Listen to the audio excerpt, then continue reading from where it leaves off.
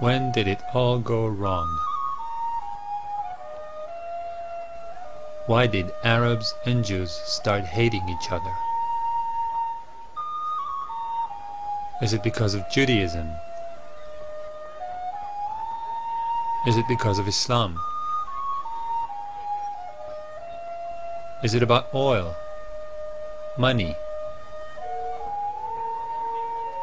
Unlikely, as for over 1,300 years, since the very beginning of Islam, Jews and Muslims lived together in an unprecedented religious and cultural harmony in Palestine, North Africa, and Spain.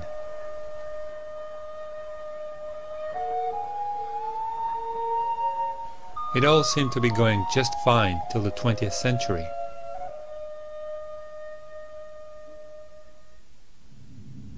But then something happened.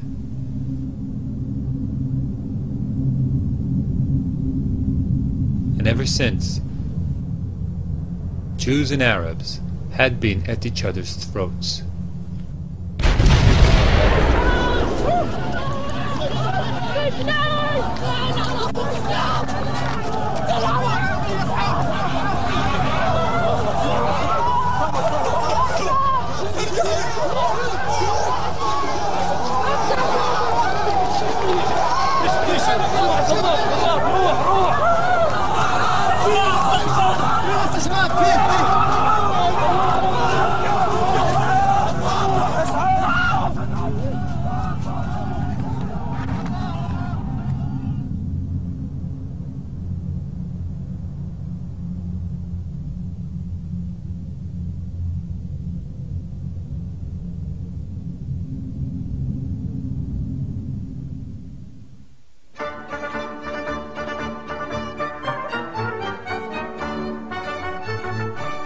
The little picturesque town of Basel, in Switzerland, have possibly something to do with how it all went wrong.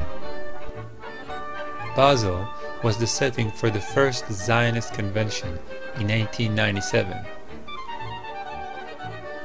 Zionism was a national Jewish revival movement that sought to unite all Jews in a national homeland. They just weren't sure where that homeland was. Up until 1897, there were all kinds of crazy ideas thrown into the air, like Uganda, Alaska, Madagascar, and other less exotic destinations. In Basel, however, the Zionist movement decided on an ideal and historically relevant location: Palestine. But what if the people who were already living in Palestine didn't want to have a national Jewish home set up in their country? The Zionists had some clear ideas about that problem from the very beginning. Theodor Herzl, considered to be the founder of Zionism, wrote in 1895, "We shall try to spirit away the penniless population across the border."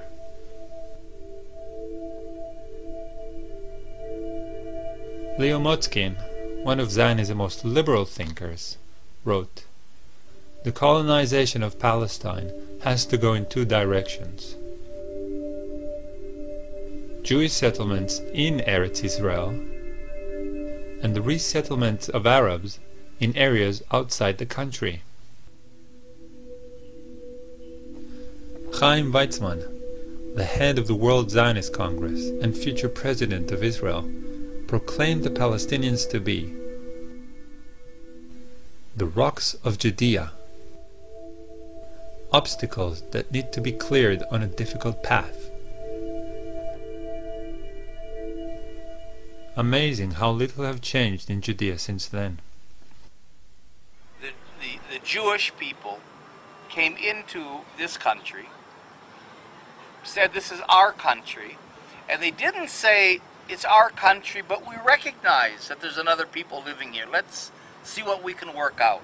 No, the whole idea of Israel until today is this is our country from the Mediterranean to the Jordan River, and it's only our country. It's exclusively our country. There is no other people. There's a bunch of Arabs living here, that we know. But there's no people, there's no other people with a claim to the country, with a legitimate right to the country. This is our country exclusively, and therefore either you shut up if you're a Palestinian and you live in one of the little islands we'll give you by sufferance, not by right, or get out. But back to the story. At the end of the 19th century, there were hardly any Jews living in Palestine. So the Zionists started campaigning all over the world for Jews to immigrate to Palestine. In Zionist vocabulary, this is called Aliyah, which means to ascend to a higher place. I'm not kidding. Most Jews thought the idea sounded like a pitch for a horror movie and decided to immigrate to the US instead. But some Jews bought the whole ascending thing and actually came to Palestine.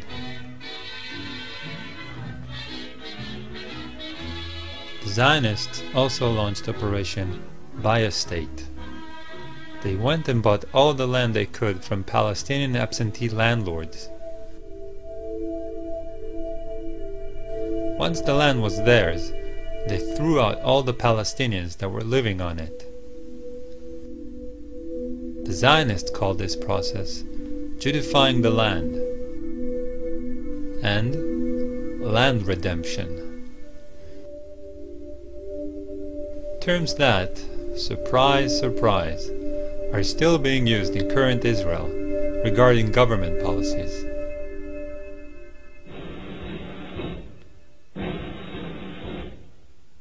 Then, in 1917, things changed. The British conquered Palestine from the Turks. They legalized the Jewish national home idea with the Balfour Declaration in the same year. Palestine became a special case because the British violated the provisions of the Mandate for Palestine, because they put the Balfour Declaration into the Palestine Mandate, you say. What did this mean? It meant that for Palestine, the wishes of the inhabitants, 90% Arab, would not be listened to, and they would not be developed for independence. It would be Jews, once they came in through immigration, you see, they would be allowed to develop. And so it's really with the Palestinian Mandate and the violation of the mandatory provisions to give the Zionists the right to create a majority of Jews to create a Palestinian state, that the real Palestinian Zionist conflict begins, with very few illusions on both sides. The Palestinians launched two popular uprisings against the Jews and the British blatant pro-Zionist policies.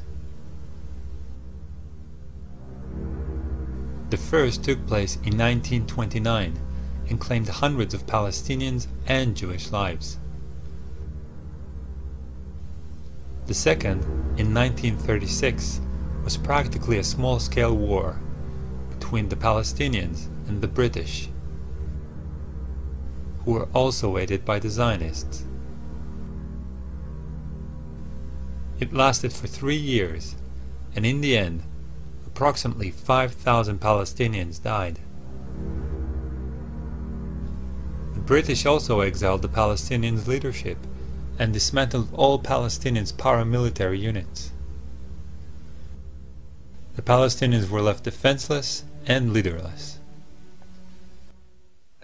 Most of the Israeli commanders have studied the British reaction to the Palestinian revolt in 1936 and 1939, which became the manual book of what to do to the Palestinians in case of resistance. In fact, most of the atrocities you read about, and I'm sure most of you in this place know about it, most of the atrocities that you enlist as severe violations of human rights and civil rights in Palestine today. Most of these violations were invented not by a Jewish Zionist mind, but by British mandatory authorities in the war against the Palestinians between 1936 to 1939. Examples: the idea that you demolish houses of people is a British invention. The idea that in order to make a search memorable to people, you destroy a house and then you move to the other house, and then to the other house, and then to the other house, was an invention by British officers on the ground. The idea that you shoot people without warning them, or you arrest them without trial, it's all from the reservoir of the mandatory anti-Arab measures in 1936 to 1939. But of course the Israelis added their own brutal and callous ideas as the occupation continued. Then, in the 1940s, the cards turned.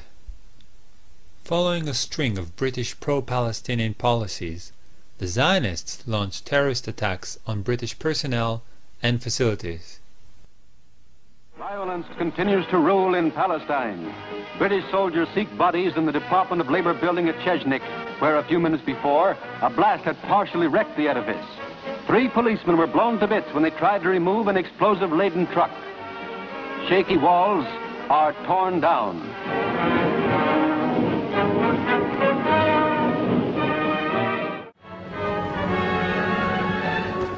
After a bomb explosion caused by terrorists on the British headquarters at Jerusalem, one entire corner of the King David Hotel, a building of 7 stories, was razed to the ground.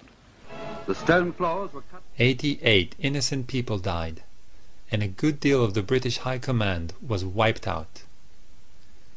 Their goal was to drive the British out of Palestine. The mastermind of the King David bombing was Menachem Begin. He would become Israel's Prime Minister.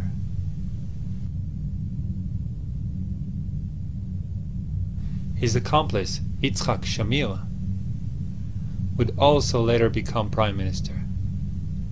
The pattern of terrorists, or, in other words, brutal military leaders transforming into top politicians, is very common in Israeli politics.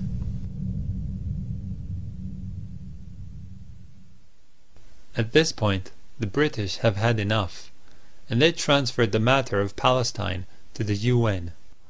The United Nations sent a committee to evaluate this in the summer of '47, and they recommended partition.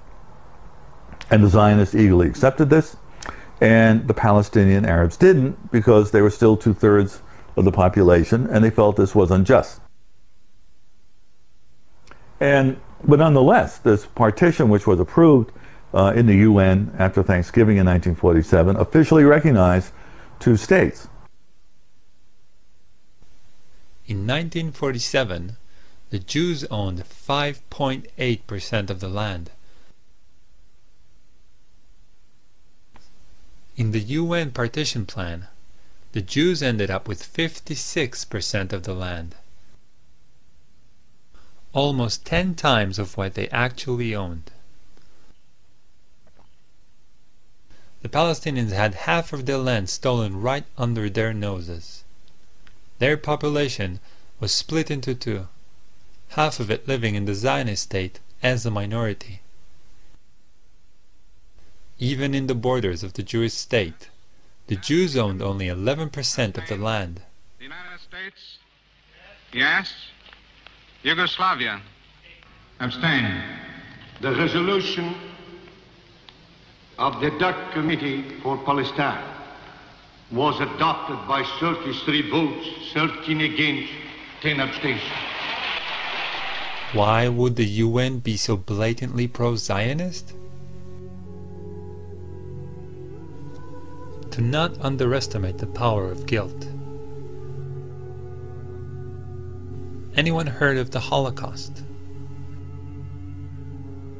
The UN sought to compensate the Jews over the deaths of 6 million Jews in World War II.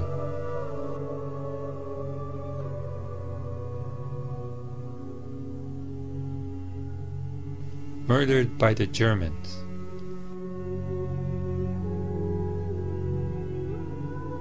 And they decided that the Palestinians should pay for it. Makes perfect sense. However, this amount of land, more than half of Palestine, was still not enough for the Zionists. David Ben-Gurion, the leader of the Zionist movement in Palestine, wrote in 1937, "The Arabs will have to go. But one needs an opportune moment for making it happen, such as a war." The Palestinians had no desire to fight the Zionists or start a war.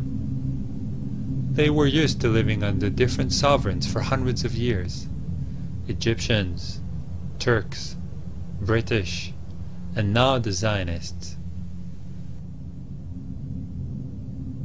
In 1948, Ben-Gurion tells the Jewish agency executives, "I believe that the majority of the Palestinian masses accept the partition as fait accompli, and do not believe it is possible to overcome or reject it. The decisive majority of them do not want to fight us."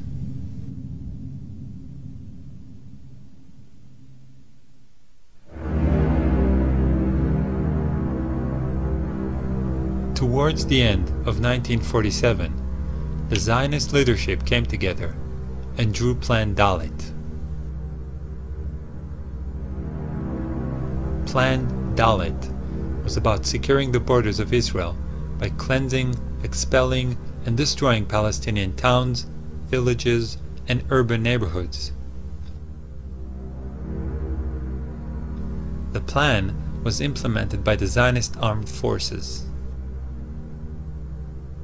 And finally, in March, they began a push to ensure their control of areas that would become Israel under the partition. And as that happened, you began to get many more Palestinian Arabs fleeing, particularly after a massacre at a place called Deir Yassin, although people now think it was probably somewhat over 100, but not 200. But Begin and the Irgun and the Stern gang, Yitzhak Shamir was part of that. There was a combined attack in this Palestinian village that massacred many people. And the Palestinians did carry out a retaliatory raid, killing about 70 Jewish doctors on the road to Jerusalem shortly thereafter. But after that, you had mobile radio bans that Begin put into play, threatening more Deir Yassins if the Arabs didn't flee. In other words, you'll be massacred just like Deir Yassin. So it became part of the propaganda. Between the 30th of March and 15th of May, 1948, 200 villages were occupied and their inhabitants expelled. In some villages, such as Deir Yassin and Ain al-Zaytun, horrible massacres were perpetrated. The towns of Tiberias, Haifa, Tzfat, Beisan, Jaffa, and Accra fell into Zionist hands. As a result, more than 250,000 Palestinians were expelled.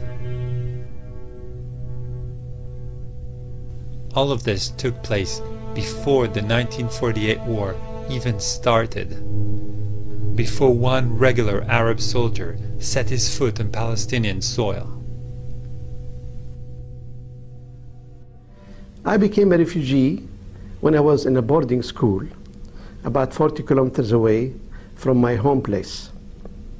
And in April 1948, the headmaster came to us and said, "The Jews are attacking people around Tel Aviv, in Jaffa area. They will soon come to our area. I cannot protect you, so you better go home now, quite a bit early, maybe 6 weeks early, before the end of the scholastic year." And I was about 10 at the time, and the distance between the boarding school and my home is about 40 to 60 kilometers, depending on how you do it. And the road to my home was cut off frequently by Zionist soldiers who were riding in jeeps. And the jeeps, I remember clearly, had two machine guns, one pointing forward and the other one pointing backward. And so they would go at terrific speed in the area in which they have no physical presence, except they have garrisons of 30 soldiers in certain locations. They would terrify the farmers, and they would drive on the roads and in the fields, and they shoot anybody in sight. So I have a cousin who was older than me, about 20 years age at that time, and he said, let us walk back home. And he advised us that if you see these jeeps coming, you have to hide in the wheat field, which was then very much in evidence, until you hear the sound of the jeep going away. So we did that, and on the way I had to throw away my bag, my clothes and my books, and we had to walk about 40 kilometers, terrified as a child that one moment we see the jeep and they would kill us. When I arrived home, my mother was so sad, and I think I remember I had to sleep for about 2 days after this ordeal. Now, only 6 weeks later, precisely on the night of 14th and 15th of May, our home was attacked again by about 24 tanks, which came to cut Gaza Strip. My home is close to Gaza Strip, but not in Gaza Strip, to cut it into two, to cut it, Gaza Strip into two. And they came, and we have my brothers and cousins, so on. They had some old guns.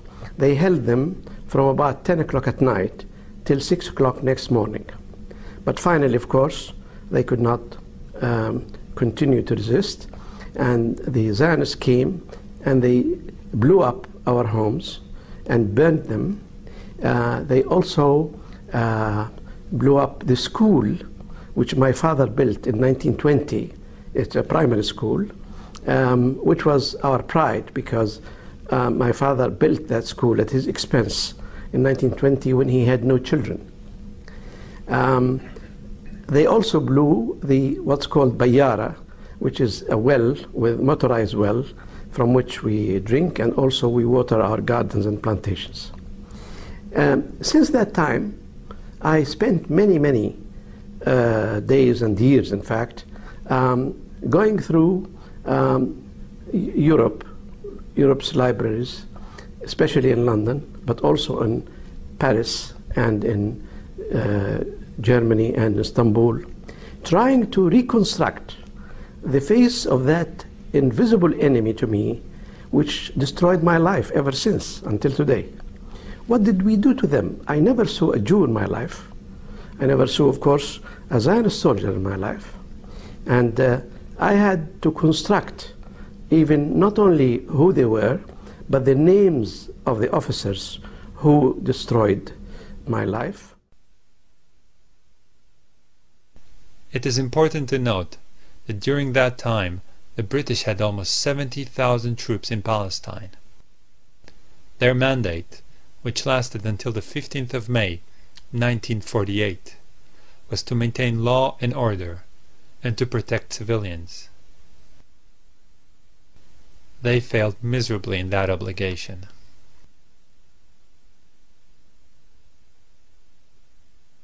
While the ethnic cleansing of Palestinians was going on, the Zionists were busy announcing to the world that a second Holocaust was imminent. The Jews were about to be overrun and thrown into the sea. At the same time, in February 1948, Ben-Gurion wrote to his foreign minister, "We will be able not only to defend, but also to take over Palestine as a whole. I am in no doubt of this. We can face all the Arab forces." Confident of their victory, the Zionists declared independence on the 14th of May, 1948. And Ben-Gurion became the first prime minister. On the 15th of May, 1948, 7 Arab countries declared war on Israel and invaded Palestine. In a joint public statement, they explained their reasons. The Zionist aggression in Palestine resulted in the exodus of more than 250,000 of its Arab inhabitants, and in their taking refuge in the neighboring Arab countries.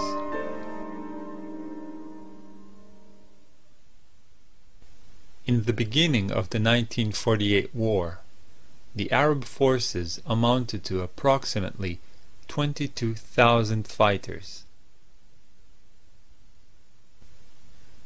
The Zionists had 40,000 soldiers. The Jordanians had an army that would have evened the odds. However, King Abdullah decided to sit this one out. Instead, he defended only the bits he wanted to attach to Jordan: Jerusalem and the West Bank. And one of the myths of this whole period is that you had a little Israel, small Zionists against the Palestinians, and then later on in the war, when the Arab states invaded, that it was David versus Goliath. They were facing overwhelming odds. And this is simply not true, because even then Israel, from May of 48 on, had more troops than the Arab states, who had very small armies. See what I mean? So, but that's one of those things that many people believe. When you had the Arab state invasion, Egypt, Syria, you had Iraqi troops, you had some Saudi, the Lebanese did very little, and you had the Transjordanians. This will become Jordan, which includes the West Bank after 1948. Well, when they invaded, there was no coordination, because no one trusted Abdullah of Transjordan, because he had been dealing with the Zionists in sort of what we might call a non-aggression pact. Although many Israeli historians deny this vociferously, there clearly were discussions and agreements.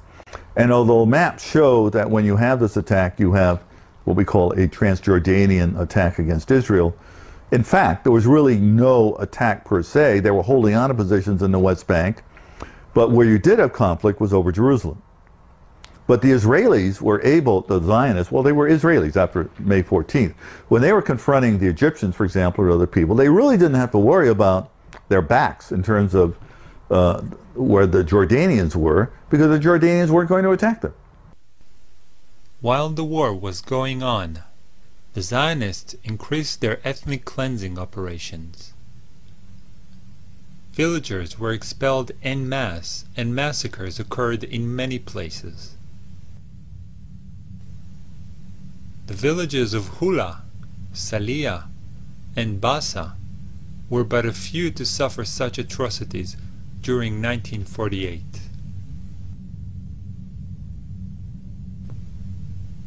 Once Zionist troops occupied a village that resisted them, they would round up all the men according to lists the intelligence officers would provide. On the whim of the local commander, they would either shoot them or march them away.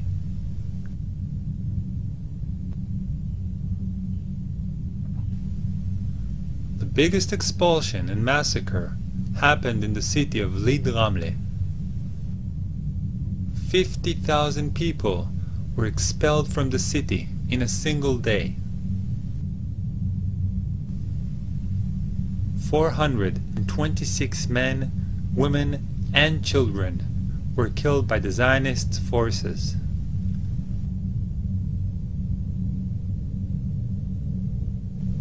The general in charge of the occupation and expulsion of Lee Dramle was Yitzhak Rabin,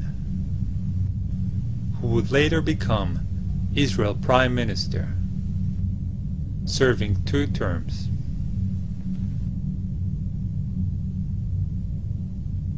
In 1948, the Chicago Sunday Times reported on the Israeli tactics.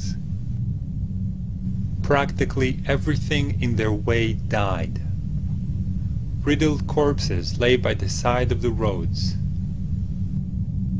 The New York Herald Tribune wrote, "The corpses of Arab men, women, and even children strewn about in the wake of the ruthlessly brilliant charge."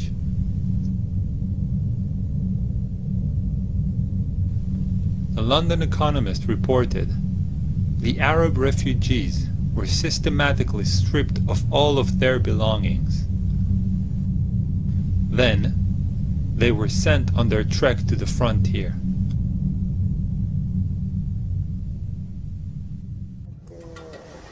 بدهم يطلعونا، صاروا يطخوا. نحن آخر إشي طلعنا على الأرض قعدنا برا وشتاء بتشارين. تشارين شو شتاء عنا، شتاء ما بدناش نطلع، ما بدنا نطلع. اجوا الجيش صفونا، انا بحكي عن بيت اهلي يعني، صفونا كلياتنا هيك وبدهم يرجعون. صرخت لهم امي، قالت لكم دخلكم، نحن بنطلع بنقعد بالشتاء برا وما تقتلوش. فاتوا على البلد هاجموها اخر هجوم، لاقوا غير الختياريات ما كانوش كم وحده. هسه متخبيات بالبلد محل هيك تبان هذا بحطوا فيه تبن للبقر بخزنوا. هسه متخبي هو مع الختياريات، ولد عمره 16 سنة، ياسر علوطي اسمه، كانت دارهن هون عند حارة المنزول. هسه اطلعوا معهن مع النسوان، طلعوهن لما استهدوا عليهن، طلعوهن هن ماخذينه لغاد شوي طاخينه. كيف كانت البلد لما رجعتي؟ متذكري كانت فاضي؟ شو وهري، شوفها عم بقول لك اول ما رجعت فتنا الطريق من هون ماشيين، وميلت على هذا البيت اشوف شو صار فيه. بعد القتلة في الارض والكلاب عم تاكل فيه، كان طفل بين ايديهم ياكلوا فيه. فاتت وراي مرت خالي، قلت لها بدك اطلعي شو هتشوفي، بتقدريش يا كثير الغلبه، قالت لي الا تفوتي اطلعي. قعدت مده احلم فيه هذا الولد كيف كانت شكلته. The Arab armies succeeded in occupying several remote Jewish settlements for a few days. They also successfully attacked army convoys. But the final victory, unsurprisingly, belonged to the Zionists. They conquered 80% of Palestine, destroyed 531 villages, 11 urban neighborhoods and towns. Approximately 750,000 Palestinians were ethnically cleansed and were forced to leave everything behind as they fled for their lives.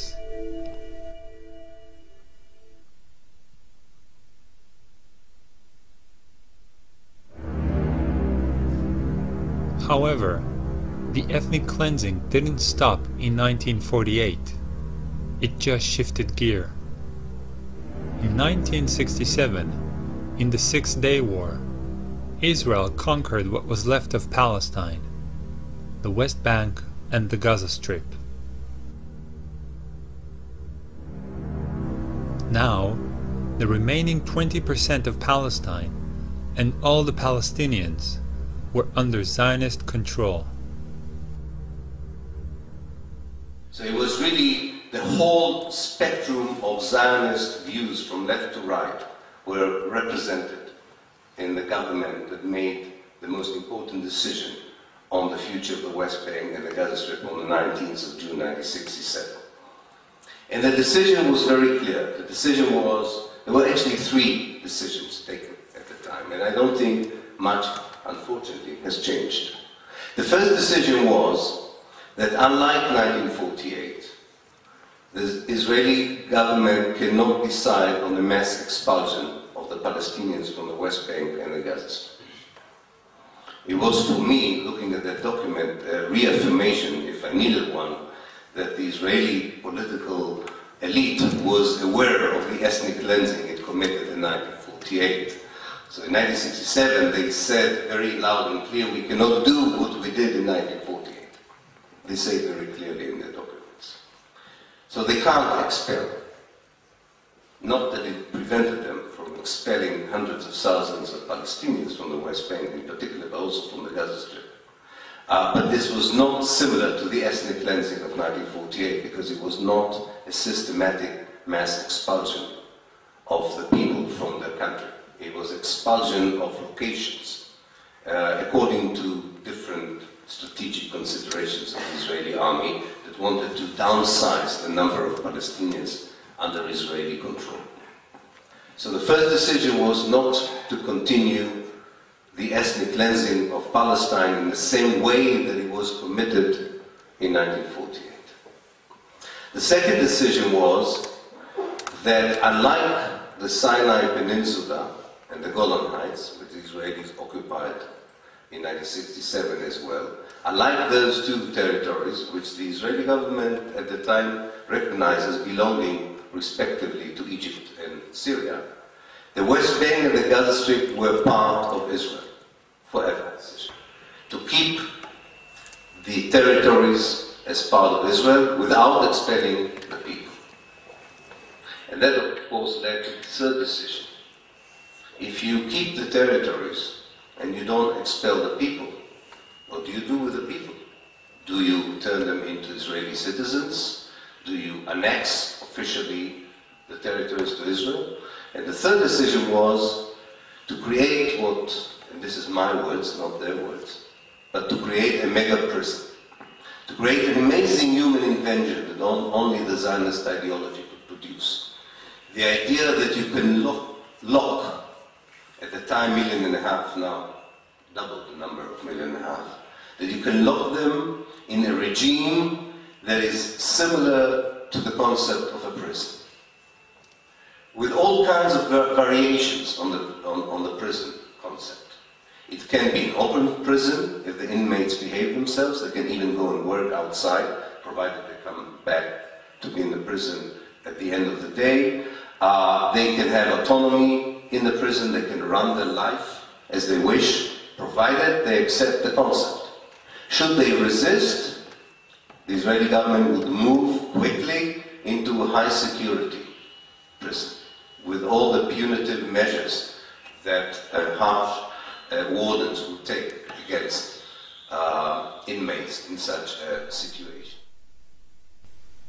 Under the army's protection, and with the government's aid, Israeli settlements were erected in the West Bank and Gaza Strip.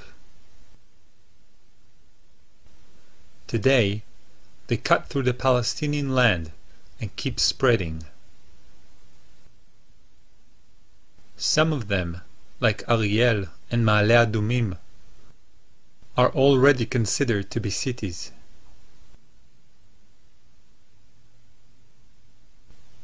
The purpose of these Jewish enclaves is to isolate and stifle Palestinian settlements.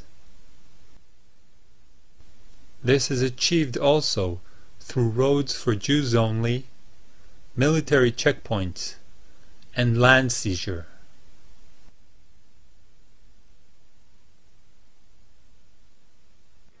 But we want a Palestinian state, the Bantustan, because we have to relieve ourselves of the Palestinian population, but it can't be a viable state.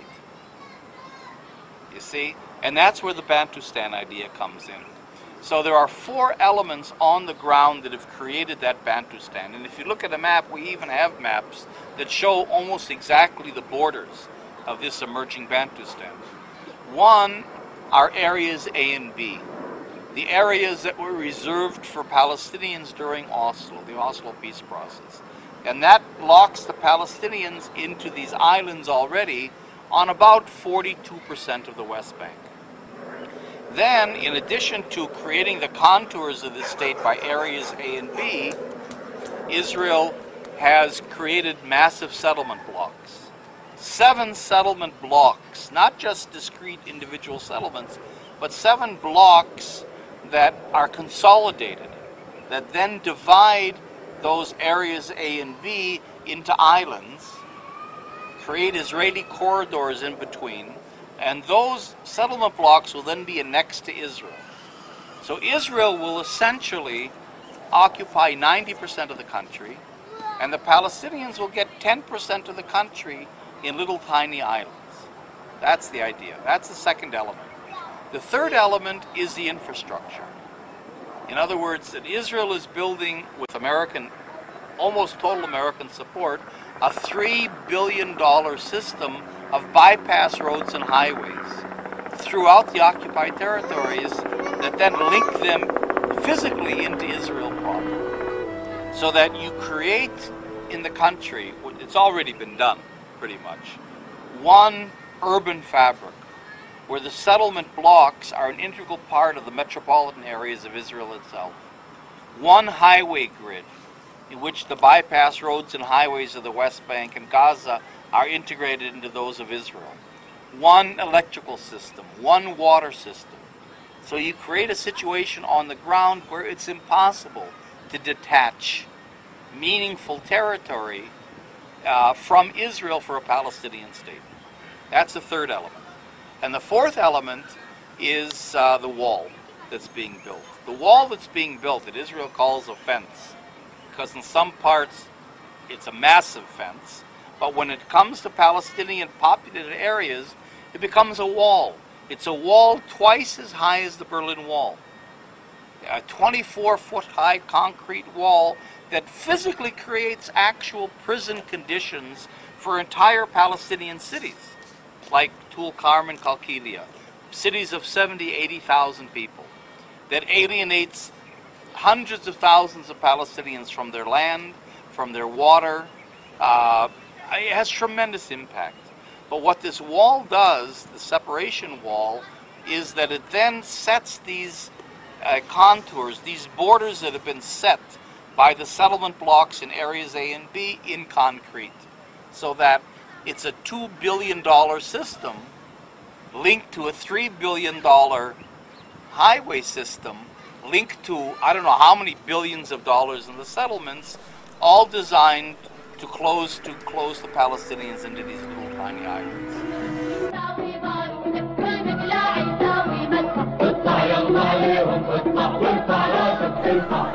The Palestinians rose up against the Israeli oppression in 2 popular uprisings, or intifadas.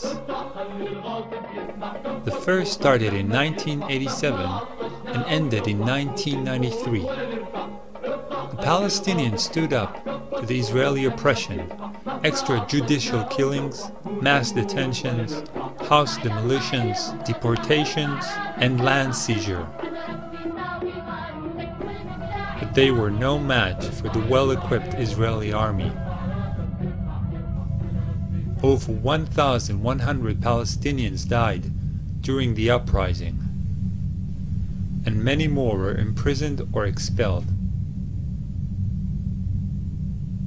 The first intifada was put down by the Israeli government with so much brutality that the UN condemned Israel for violating the Geneva Conventions. The intifada succeeded, however, in bringing the Palestinian case to the attention of the world. It also heralded the schizophrenic path that the Palestinian resistance would take from now on. While peaceful, non-violent demonstrations were conducted, suicide bombers entered Israel and blew up buses packed with people.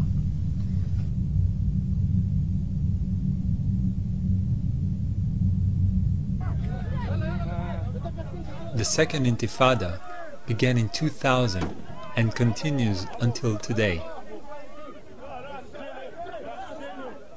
So far, it has claimed the lives of over 5,300 Palestinians and over 1,000 Israelis. While it was raging, the only true democratic elections in the whole Arab world took place in the West Bank and Gaza. الحكومة الفلسطينية العاشرة برئاسة رئيس الوزراء الفلسطيني المكلف الأخ إسماعيل هنية قد منحت الثقة بالأغلبية المطلقة لأعضاء المجلس التشريعي.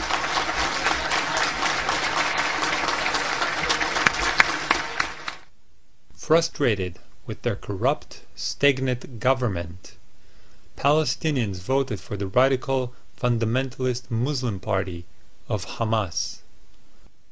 Hamas' electoral victory was used by Israel to instigate a worldwide economic embargo against the Palestinians. Also at that time, 10,000 Jewish settlers were evacuated from the Gaza Strip. After the evacuation, the strip was hermetically sealed and turned into the largest prison on the planet.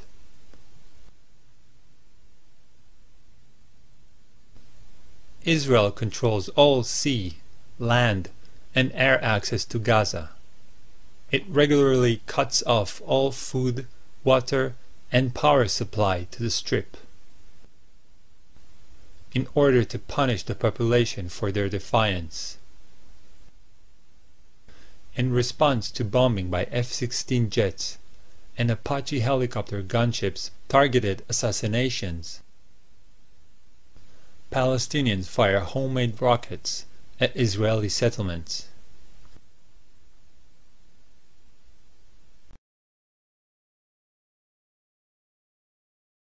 The political and military elite of Israel, since 1967 until 2008, has stuck to the same strategic decision about the occupied territories. That this area cannot be annexed to Israel as long as it has a large Palestinian population in it. This hasn't changed. This is still what Israel is all about when it comes to these two parts of Palestine, the West Bank and the Gaza Strip.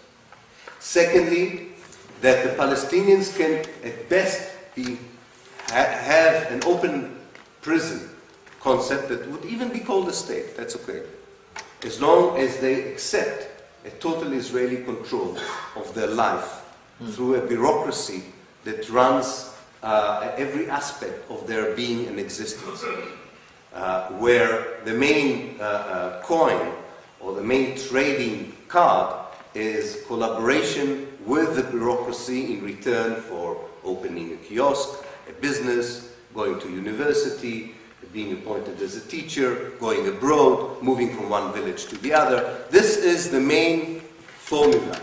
But it was decided upon in 1967.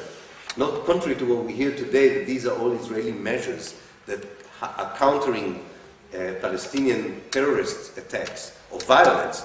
It's quite amazing how the history documents show that all these supposedly retaliatory Israeli actions were Israeli decisions against which the Palestinians retaliated, not the other way around, including the wall.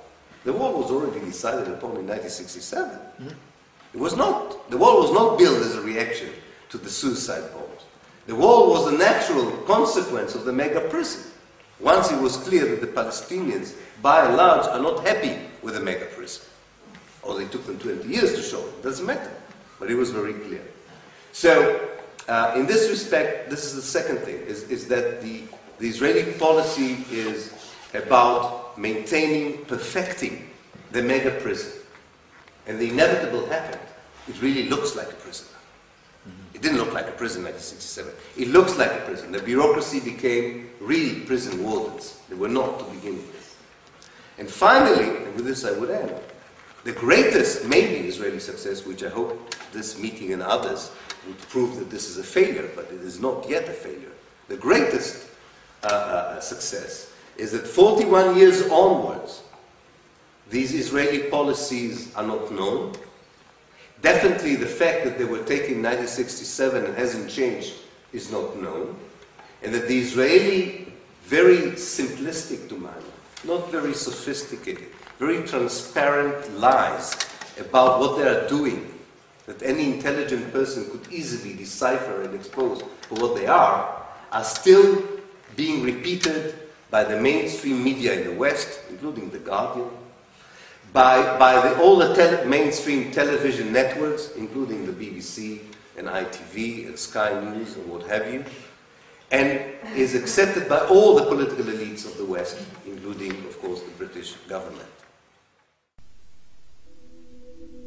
Today, Israel continues to steal Palestinian land in order to build more and more settlements.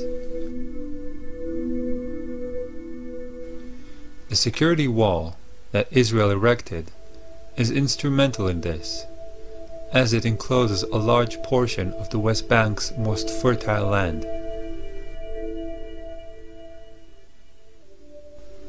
3.5 million Palestinians live as virtual prisoners. In the eyes of the Israeli state, they have no basic human rights.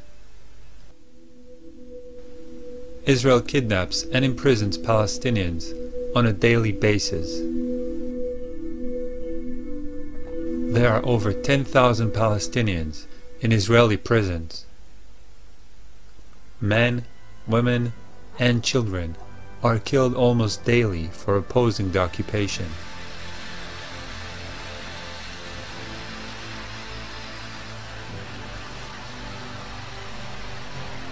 The Israeli state, with its Zionist ideology, won't stop until the last Palestinian living in Palestine is expelled, imprisoned, controlled, or killed.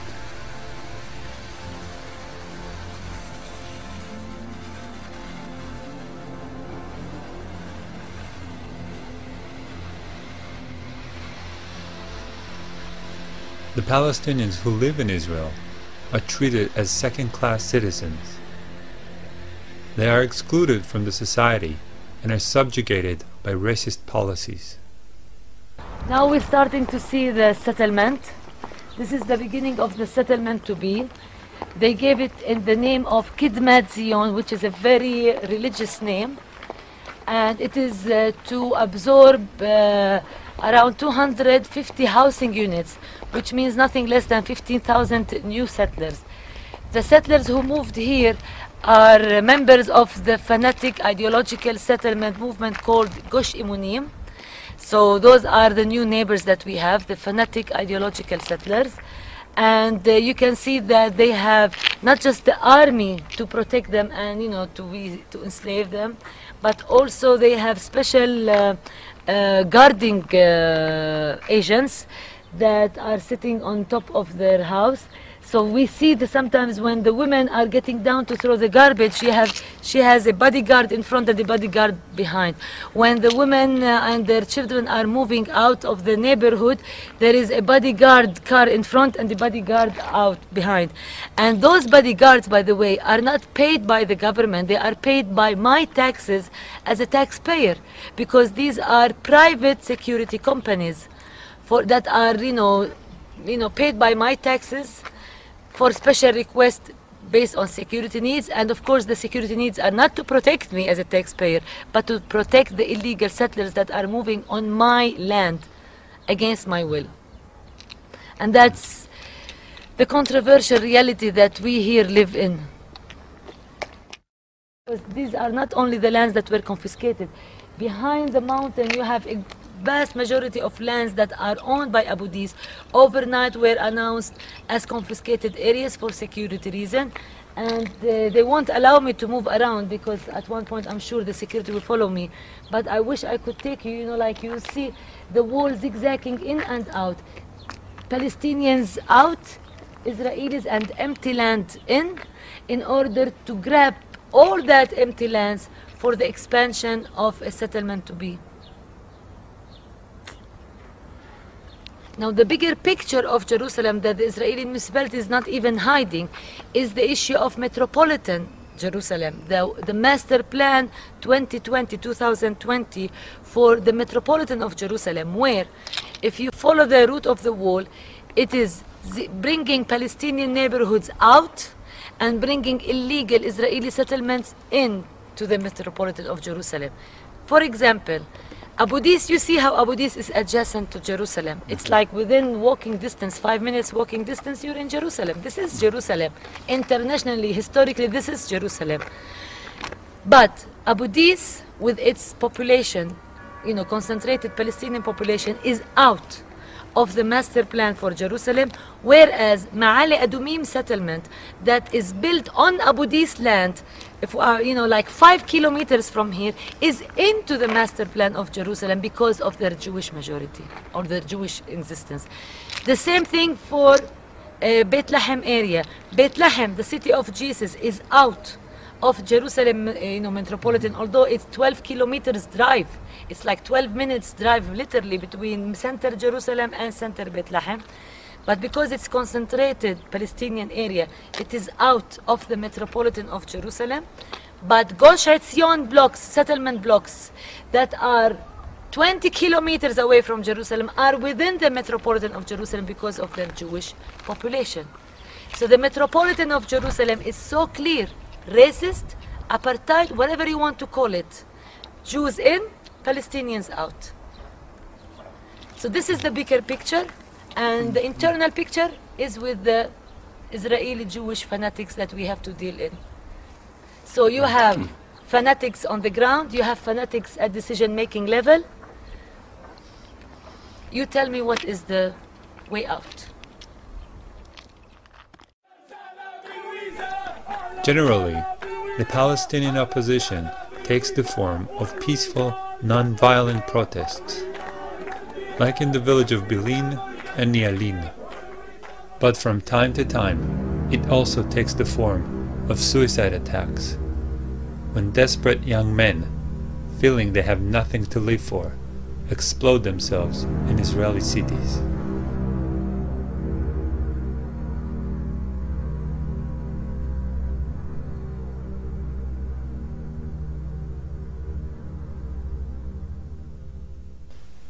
There is no opposition to Zionism in Israel. There are only small, insignificant groups that remain almost invisible and ignored in Israeli society. And their focus is almost exclusively on the West Bank occupation and the Gaza siege. None of the existing peace organizations in Israel is concerned or even interested in the real causes of the conflict.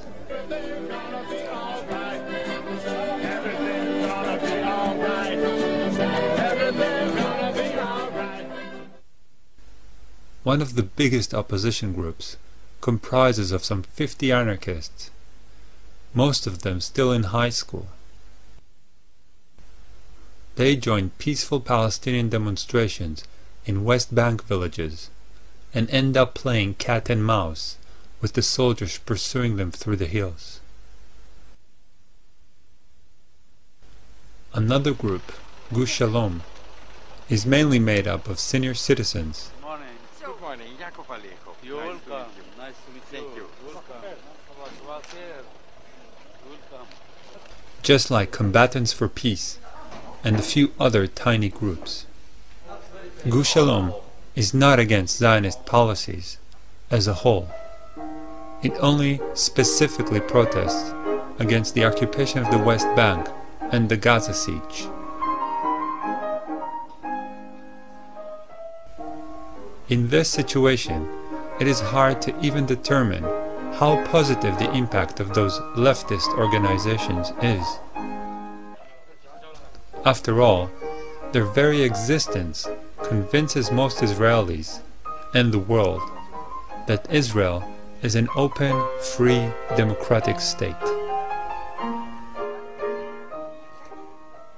The real, desperately needed discussion about the ultimate fate of the remaining Palestinians simply does not exist.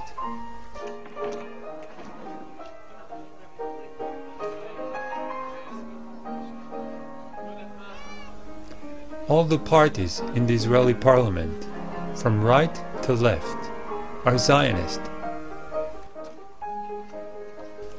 In Israeli society, and increasingly in the outside world, it is only permissible to question the occupation of the West Bank and the Gaza siege. Anyone who questions the occupation of Palestine and the catastrophe Zionism brought on Palestinians is ostracized, silenced, called an anti-Semite, or, in case of a Jew, a self-hating Jew.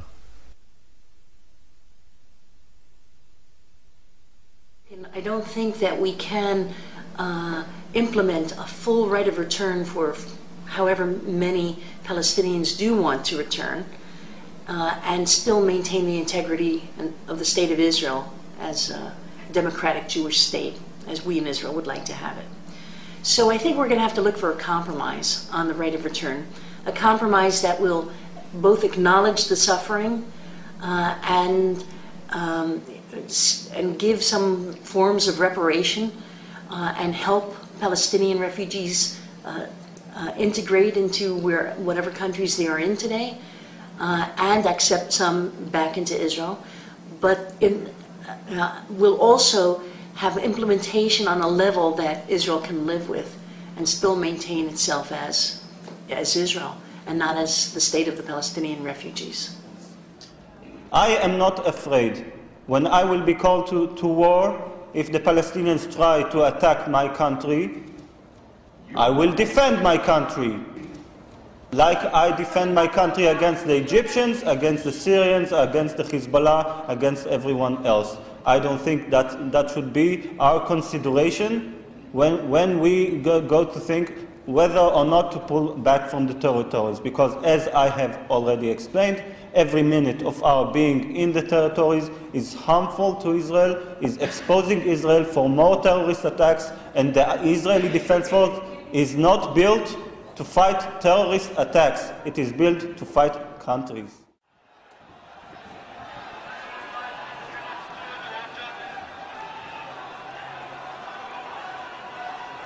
Activist groups everywhere, of all faiths and none, who campaign for justice and peace, need to ask themselves some uncomfortable questions about how effective really they have been, and more to the point, what they must do to be more effective.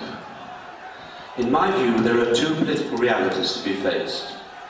The first is that Zionism is not interested, and has never been interested, in peace on any terms the overwhelming majority of Palestinians and most Muslims could accept. The second is that the governments of the major Western powers are never ever going to use the leverage they have to call and hold the Zionist state to account for its crimes unless they are pushed to do so by informed public opinion, by manifestations of democracy in action. Now, as I said on this very platform in November 2006, and I think it bears repeating, the problem throughout the mainly Gentile Judeo-Christian world is that the citizens of nations, generally speaking, are too uninformed to do the pushing. In fact, they are not only underinformed, they are misinformed, conditioned, one could even say brainwashed, to accept a version of history, as Moshe mentioned, which is simply not true. And this has happened in large part because the mainstream media, like almost all politicians, is terrified of offending Zionism. Now it follows that if governments are to be pushed to do what is necessary to bring the conflict in and over Palestine to an end, if, in other words, the citizens of nations are to be empowered to take part in informed and honest debate, to make democracy work for justice and peace, it follows, I believe, that there is an absolute first requirement, and that is the liberation of the citizens of the Western nations. Liberation from the tyranny of Zionism's propaganda lies, upon which the first draft of Judeo-Christian history is constructed. The good news is that the tools to make this liberation possible are now available. They are books which expose Zionism's version of history for the propaganda nonsense it is. The core essence of this nonsense is that there was no ethnic cleansing of Palestine, that poor little Israel has lived in danger of annihilation, driving into the sea of its Jews, and that Israel had no partners, Palestinian or Arab, for peace. Israel's existence has never, ever been in danger from any combination of Arab military force. And that Zionism's assertion to the contrary was the cover which allowed Israel to get away where it mattered most with presenting its aggression of self-defense, and itself was the victim when actually it was and is the oppressor. In terms of racism, there is no difference between apartheid South Africa and Zionist Israel. The Zionists, however, have the biggest weapon that was not available to South Africa apartheid. Bigger than F-16s, tanks, and nuclear missiles put together. It's called the Holocaust. The Holocaust allows Zionists to manipulate world public opinion and to stifle any possible open discussion. It is simply their biggest asset. Today, to be an anti-Zionist is construed as being anti-Semitic, and to be anti-Semitic can send you to prison in Europe.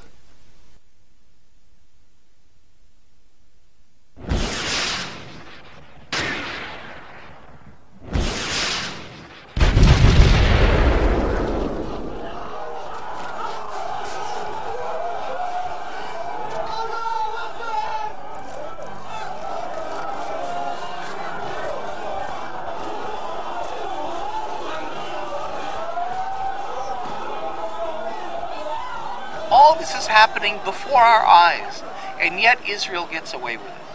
How could that be? South Africa didn't get away with it. You know, everybody's criticizing China for its oppression. How does Israel get away with it? And that's one of the real problems that we have. One reason is, of course, is because of the media that tries to be even-handed or pro-Israeli.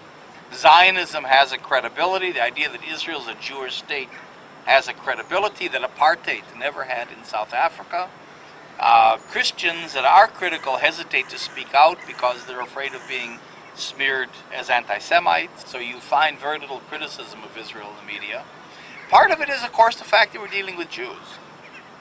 So the non-Jewish world feels guilty for the Holocaust, feels guilty about the Jewish issue, and so on. It's used politically in a very effective way, in a very cynical way. I mean, it's very hard to say this, but I think it's true. It's seen as a very useful PR tool. You know, the way the government plays on the guilt in Europe over the Holocaust, so that you can't criticize us. Look what you did to us, you see. It intimidates non-Jews. It closes up discussion. It's very effective. And Israel is willing, for the sake of its PR and to silence critics, it's willing to sell the victims of the Holocaust. Israel is willing, for the sake of its PR and to silence critics, it's willing to sell the victims of the Holocaust. It's willing to sell the victims of the Holocaust. The sad fact is that those 6 million Jews that died because of a fascist, racist ideology are cynically being used today to justify and support another fascist, racist ideology.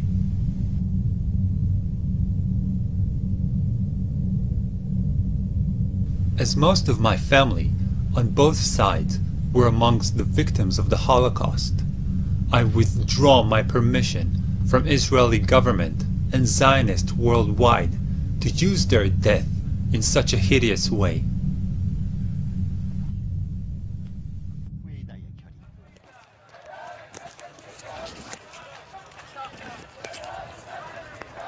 Interested to know what you can do about it? Insist that your government challenges Israel and its racist, fascist ideology of Zionism. I made this documentary so none can say in the future, "We didn't know." Now you know, so you can act.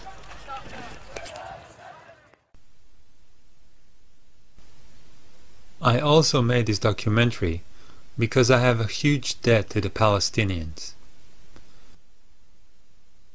One part of the debt is simply growing up in Israel.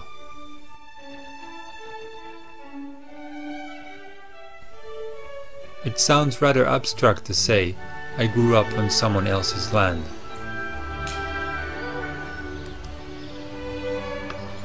It is more to the point to say that I grew up in a block of flats in a suburb built on once beautiful olive and orange groves.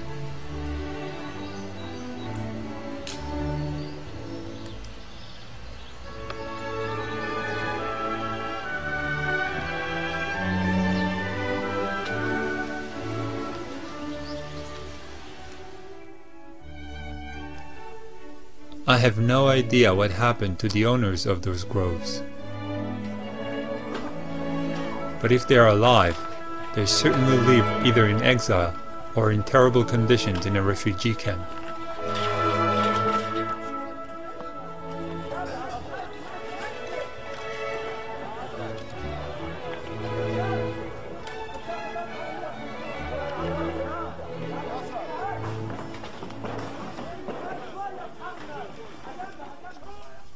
Another part of my debt is taking an active part in the occupation as a paratrooper and reserve soldier. In Israel, about 5% of the population serves as reserve soldiers, and except for the professional soldiers, they are the only Israelis who ever get to see firsthand what actually happens in the occupied territories. The rest of the Israelis see only army-controlled glimpses on television. Being part of that 5%, I saw occupation from close, and I will never take part in that again, even if it means going to prison for desertion.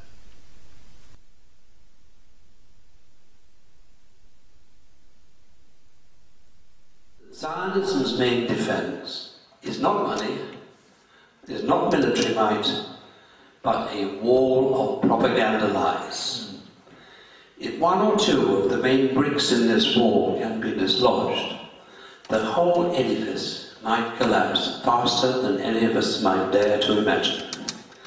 Now to that I'll add these very last few words of my own. Let us recognize that our time has come. You've heard those words somewhere else, I think. Our time has come. Because the truth of history does make Zionism vulnerable. And that means that Zionism can be successfully challenged, checked, and defeated. Thank you.